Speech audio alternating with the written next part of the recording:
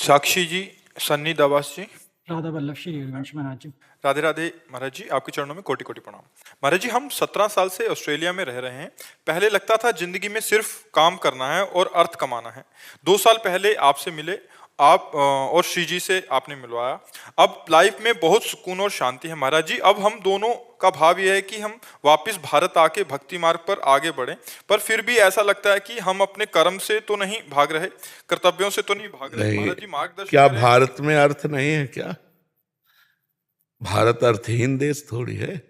कायरता का एक भाव आता है कि कहीं हमारा जैसे नहीं नहीं नहीं, परम कर्तव्य के लिए जो कदम उठाता है वो सूरवीर होता है, कायर नहीं होता।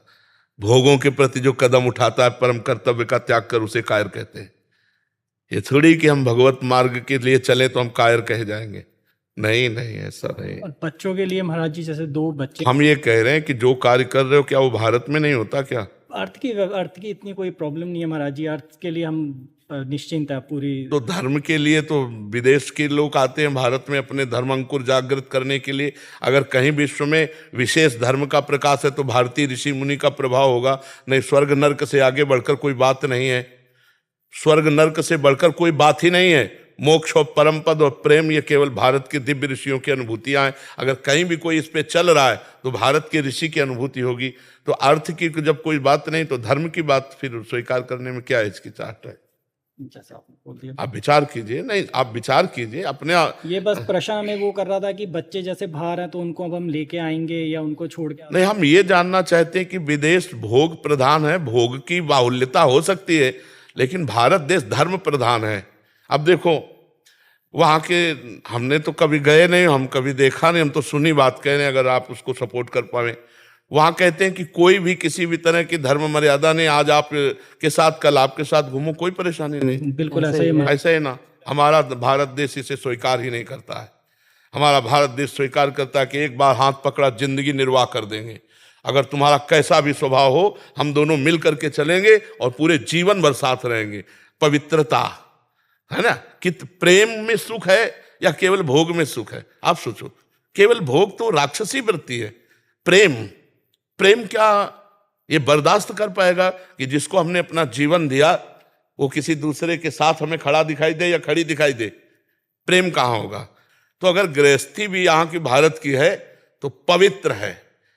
एक पाणी ग्रहण संस्कार मात्र से आजीवन के दुख सुख का साथी बन करके और निर्वाह करना कितना सुख है। अब बाहर की आधुनिकता आज प्रवेश कर रही है।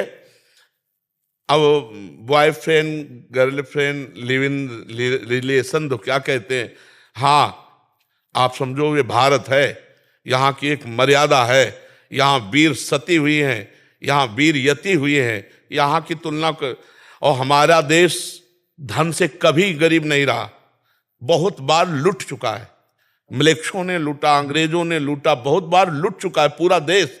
इसलिए कोई हम गरीब देश के नहीं है। भारत को ऐसे कहावत में पुराने लोग कहते थे सोने की चिड़िया, है नहीं? तो हमारा देश कोई निंदनीय या गरीब या ऐसा देश नहीं। आज भी गरीब नहीं है, आज भी गरीब नहीं। भारत भारत है। तो महाराज जी एक्सप्लेन भी करना, आपकी कृपा से मैंने शराब छोड़ दी, बच्चों के लिए नॉनवेज सब कुछ छुड़वा दिया, उनको समझाना भी। अब जैसे जाते हैं किसी, अब विदेश भी छुड़वा देंगे तुम्हारा तो देख। बस सबसे प्रार्थना हमारी यही है, मनुष्य जीवन एक आनंद का जीवन है। आनंद के लिए आप गलत रास्ता चयन मत करें। शराब पीना, नशा करना, पराई बहन बेटियों की तरफ गंदी देखना, किसी तरह से धन को शोषण वृत्ति से लेना, घूस लेना, ये सब कोई भी हो, कहीं भी हो, अधर्म आचरण कभी आनंद नहीं दे सकता। ये दिमाग में बैठा लो। और धर्म भले तुम्हें दुख दिखाई दे रहा है लेकिन वो आनंद की प्राप्ति कराएगा।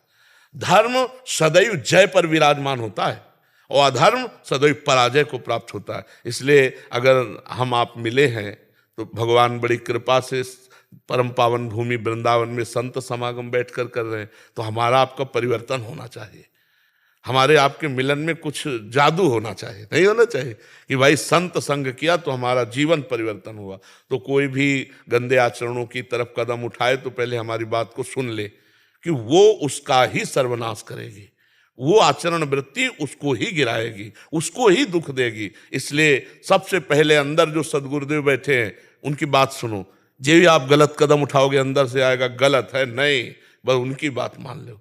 सबके अंदर आता है ना, भगवान गुरुदेव सबके अंदर बैठे हुए उपदेश देते हैं, अच्छे बनो, स्वस्थ रहो, सुखी रहो और इसी जन्म में भगवान की प्राप्ति हो जाए, यही हमारे जीवन का लक्ष्य है। आप खूब आनंदित रहोगे यदि हमारी बात मानोगे।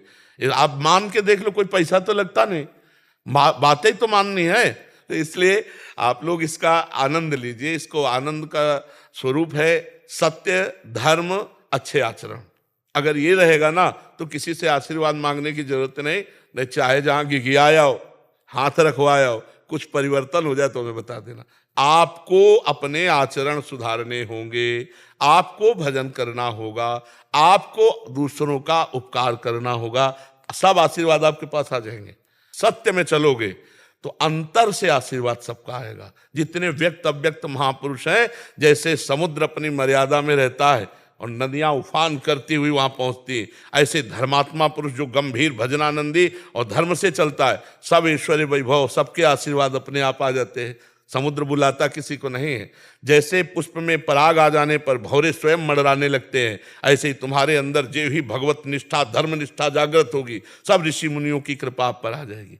देखो, जामवंत कहा सुनु रघुराया, जा पर नाथ करहु तुम दाया, ताहि सदा शुभ कुशल निरंतर, सुर नर मुनि प्रसन्नता ऊपर, सोई विजयी विनयी गुण सागर, तासु सुजस त्रैलोक उजागर। नाथ आप जिस पर कृपा कर दो, तो जो धर्म से चलता है, भगवान का आश्रय लेता है, सब आशीर्वाद सब मंगल उसे घेर लेते। इसलिए अच्छे से चलो, गलतियों से बचा जाए, भगवान का भरोसा रखकर। हम में तो बल नहीं, भगवान का बल, भगवान का स्मरण, भगवान का नाम जब हमारा मंगल कर देगा।